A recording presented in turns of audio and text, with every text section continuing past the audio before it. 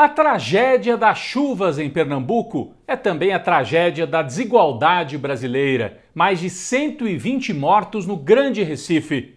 Emoção com as cartas escritas para Lula na prisão. O material vai virar livro e trechos foram lidos durante um evento em São Paulo. A Covid volta com força e o Brasil volta a falar em máscaras e vacinas.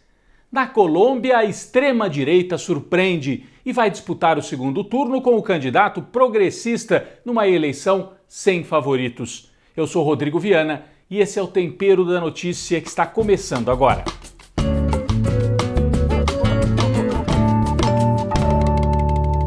Esta semana nós assistimos a uma absurda escalada nas mortes depois das chuvas, da tragédia em Pernambuco.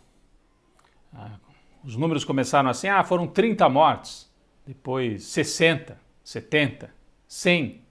A última contagem indicava mais de 120 mortos por causa da tragédia das chuvas. O que mostra como a população mais pobre no país é tratada assim, morreu 30, morreu 50, 60, 70. É uma coisa absurda. E também a dificuldade, porque em cada casa moram 6, 8 pessoas. Uma casa que vem abaixo, não se sabe ao certo, porque moram pai, mãe, às vezes a avó, um tio, as crianças, né? Então a tragédia das chuvas é a tragédia da mudança climática no planeta. Recife está na lista das cidades que podem ser mais atingidas por causa das mudanças climáticas, principalmente se houver uma subida do oceano, como os cientistas esperam, já que Recife é uma cidade baixa, né, na beira do mar, com muitos canais. Mas nesse caso, a tragédia foi outra. É uma tragédia social, da ocupação irregular de terrenos. A população mais pobre é empurrada para as encostas e para a beira dos rios e córregos. Não exatamente no Recife, na capital, mas em outras cidades que ficam num cinturão ali no entorno, no Grande Recife, como se diz. A gente conversou e viu as imagens, as pessoas de lá contam assim, são bairros que você tem uma primeira rua, uma avenida asfaltada com calçamento, de repente o bairro sobe para a encosta, como é muito comum no Brasil, né? Então nessas outras ruas só tem terra. E aí quando chove, a água vem lavando aquilo tudo, arrastando as casas. Algumas imagens chocantes, terríveis, né? A que ficou mais conhecida foi essa, em que a casa na beira do córrego desaba inteirinha e cai dentro da água. Vocês já repararam que existe tragédia ambiental também na Europa, em outros países, mas grande quantidade de mortos a gente vê na Índia, no Brasil. Os ricos em tragédias desse tipo perdem as casas, perdem os carros, mas geralmente conseguem sair, porque os bairros têm alguma infraestrutura para que eles escapem. Nas situações de maior pobreza, de desigualdade, como acontece em Pernambuco, a tragédia é ambiental, mas a tragédia é principalmente social. É isso que faz com que haja 120 mortos. Do contrário, seriam 6, 7. Vida é sempre vida, mas 120 por causa de chuva é terrível. As pessoas não têm para onde ir. Bom, a prefeitura tentou dar algum apoio, as prefeituras, né, que são várias ali no entorno, mas principalmente a prefeitura do Recife. E o governo federal, o Bolsonaro dessa vez tentou mostrar algum tipo de humanismo, né? Tentou. Mas ele foi para Pernambuco, levou até os ministros e não se aproximou de ninguém, não foi no local. Não se dignou a ir lá encarar as pessoas, ouvir o desespero, ouvir o pedido de quem tinha perdido a casa, tinha perdido a família. Não, ele foi lá, sobrevoou, inclusive aparece um militar próximo ao Bolsonaro dentro do helicóptero, sorrindo, dando gargalhada. Do que ele estava rindo? Então, é um presidente que fez isso certamente porque alguém na comunicação falou, presidente, é melhor ir lá, porque vai pegar muito mal. Ele foi de má vontade, né? Foi de má vontade. Quem prestou solidariedade foram os movimentos sociais recolhendo dinheiro para comprar colchões, cestas básicas, alimentação básica e muitas famílias alojadas em escolas na região do Grande Recife, uma tragédia enorme para o Brasil. Bem, falei do Bolsonaro. Em Brasília, nos bastidores da política, a informação de que corre um certo desespero por causa das pesquisas na semana anterior, que mostram o Lula avançando, o presidente bastante preocupado e a informação que circulou entre jornalistas experientes de Brasília. A turma do Palácio do Planalto cogita decretar estado de calamidade. O que é isso? Estado de calamidade você decreta, por exemplo, numa pandemia, numa guerra, num momento em que todo o território nacional tenha sido atingido por uma tragédia. Não é o caso. Mas o Bolsonaro cogita decretar o estado de calamidade porque permitiria manejar o orçamento com mais liberdade. Poderia furar o teto, arrebentar, gastar mais, tudo em ano eleitoral, porque ele precisa de dinheiro para despejar em algumas regiões para tentar tirar essa diferença nas pesquisas. Seria certamente uma decisão contestada na justiça, né? Porque não tem esse quadro para a decretação do estado de calamidade. A calamidade chama-se Jair Bolsonaro, mas daí a gente só vai tirar com a eleição. Esse é o estado de calamidade no Brasil. Bom, do lado da oposição, a semana começou com emoções fortes, né? Num evento em São Paulo, em que foram lidas cartas escritas por cidadãos brasileiros. Foram milhares de cartas escritas por cidadãos brasileiros para o Lula quando ele estava na prisão em Curitiba. 580 dias preso, né? E parte desse material foi recolhido e transformado num livro. Pouco mais de 40 cartas, editadas num livro. E aí tiveram a belíssima ideia de fazer um evento em São Paulo com a leitura de algumas dessas cartas. Quem é que leu? Acho que um dos trechos mais emocionantes foi quando a Denise Fraga leu a carta de um cidadão brasileiro de origem humilde que escreveu prestando solidariedade ao Lula. Vamos acompanhar um trecho. Eu estou lhe escrevendo uma das mais simples cartas entre as milhões que merecidamente você recebe. Meu querido amigo, você pode acreditar no que este admirador te diz. O meu pensamento e o meu coração está aí nesta sala com você 24 horas por dia, meu amigo. Eu sou um simples pedreiro que trabalha os dias que tem serviço, pois desde que você saiu do governo para a classe de pedreiro, caiu 45% no valor da mão de obra.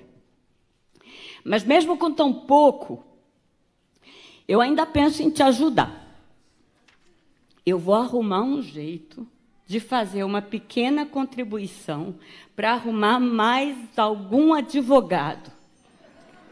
Eu sei que os que te defendem são muito bons e eficientes, mas vamos reforçar mais esse time, porque nós queremos o nosso artilheiro em campo.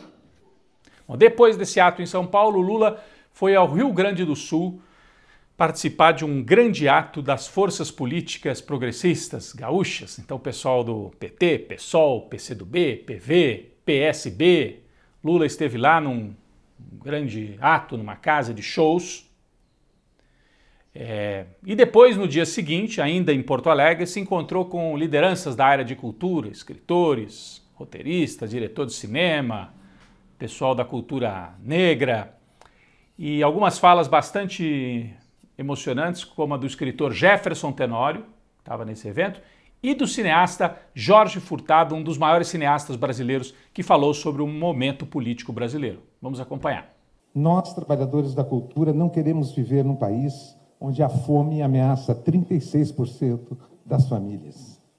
Não queremos viver no país onde o governo acha que armas nas mãos das pessoas são a resposta para acabar com a violência. Num país onde o governo louva a morte, despreza a ciência e tem o único governante não vacinado do planeta. Um péssimo exemplo que certamente causou muito sofrimento e muitas mortes. Não queremos viver num país onde a polícia truculenta e racista tortura e mata jovens negros todos os dias. Bom, a gente está com uma semana aí também de muita preocupação com a Covid, um repique na pandemia, muitos casos, felizmente casos leves em geral, para quem está vacinado. Mas quem tem comorbidade, né, alguma outra doença respiratória, ou quem é de mais idade, corre risco. Então, voltou a recomendação, escute aí, hein, para se usar máscara. Em locais fechados, não tenha dúvida nenhuma, escola, transporte público, supermercado, se você vai a uma loja, a um shopping, máscara. Máscara protege demais. Ah, eu estou vacinado. Não interessa. Importante não pegar mesmo, porque conheço várias pessoas que tomaram 3 doses e pegaram. É leve, mas é um incômodo e ajuda a espalhar, a manter a pandemia viva e a gente precisa vencer. O governo deve liberar agora a 4ª dose também para quem tem mais de 50 anos. Até agora só quem tinha mais de 60 tomou a 4ª dose, que seria a 2ª de reforço. Quem tem mais de 50, fique de olho, vai ser liberada nos próximos dias a dose de reforço também. No plano internacional, a eleição na Colômbia, surpresa, extrema-direita colocou um candidato no 2º turno, um empresário, sabe desse tipo? Meio Bolsonaro, meio Trump, mais Trump nesse caso, né? Empresário, eu não sou político, fala um monte de besteira, dá entrevista usando pijama. Rodolfo Hernández surpreendeu, vai ao 2º turno contra o candidato progressista Gustavo Petro.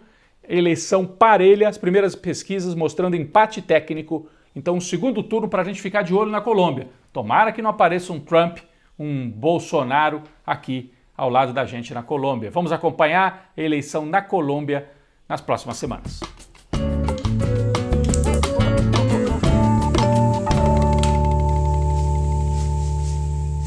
Quem vai para a panela de pressão esta semana é a TV Globo, que está enfrentando uma grave crise de audiência. Ainda é o principal grupo de comunicação do Brasil, isso não resta a menor dúvida, mas o JN, principal telejornal da casa, está com audiência na faixa dos 20 pontos no último quadrimestre. Foi o pior da história.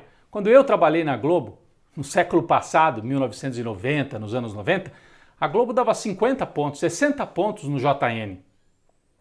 Depois, eu lembro de uma grande crise quando pela primeira vez caiu abaixo dos 40. Já ali para 2010, entre 2010 e 2020, ficou na faixa dos 30 pontos de audiência de Ibope.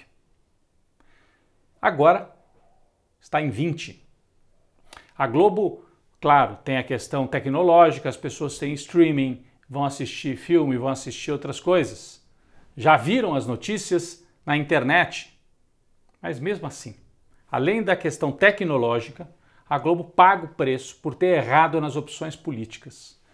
Primeiro, na época do Lula, quando se propôs regulamentação da mídia, a Globo, não, isso é ditadura, não pode regulamentar. E o pessoal do governo dizia, não é para fazer censura, é bom para a Globo ter regulamentação, porque do outro lado vão chegar aqui no Brasil gigantes internacionais como o Google.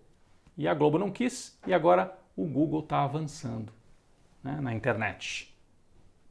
Então, fez uma opção errada nesse sentido e a opção de apoiar o golpe para a derrubada da Dilma e para a prisão do Lula. A Globo ficou com o golpe, foi parte central do golpe, da derrubada da Dilma e da prisão do Lula. E agora está pagando o preço porque o bolsonarismo é fortemente contra a Globo. Existe uma onda anti-Globo que vem pela direita, as pessoas deixaram de ver, têm raiva da Globo e o Bolsonaro está prometendo. Vai vencer a concessão da Globo em outubro, no meio da eleição. O Bolsonaro já disse, por mim, não renova a concessão. 5 emissoras, São Paulo, Rio, Belo Horizonte, Brasília e Pernambuco. Não renova. Tem que passar pelo Congresso, mas o parecer que deve vir do Ministério das Comunicações do Bolsonaro é não renova a concessão. A Globo vai para a panela de pressão, pagando o preço pelas opções erradas que fez, empresarialmente e politicamente. Vai sobreviver. O Bolsonaro não vai conseguir evitar a renovação, mas a Globo vai sobreviver com menos força, com menos poder, e isso certamente será bom para o Brasil.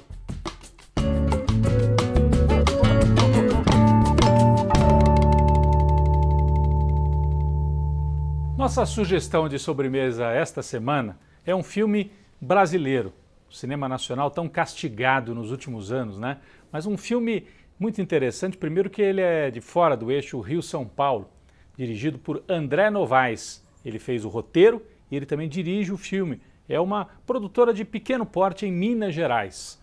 O André Novaes conta a história nesse filme, né, de uma mineira também, do interior do estado, e que vai para Contagem, cidade industrial ali na Grande Belo Horizonte. Ela vai trabalhar, sabe aquelas pessoas que passam de casa em casa para ver se tem dengue, né? Aquele trabalho de controle das endemias, né? Então ela vai de casa em casa e esse é o personagem central. Contar a vida na periferia de uma grande cidade brasileira, né? Contagem, né? De uma grande metrópole brasileira. Os dramas destas casas que ela visita e também os dramas pessoais da própria personagem central, que é vivida pela atriz Grace Passou. Então é muito legal porque é uma história contada com o olhar brasileiro, com o olhar da periferia, e a narrativa também trabalha muito com o silêncio, não é um filme assim espetacular, de grandes movimentos, é um filme da psicologia também, né, da vida, né? Você vai sentindo o clima das pessoas ali na periferia. E Minas Gerais é legal porque é fora, não é Rio, não é São Paulo, é uma outra maneira de contar as histórias, vale a pena, está no Netflix, Temporada, um filme brasileiro, é a dica de sobremesa para esta semana.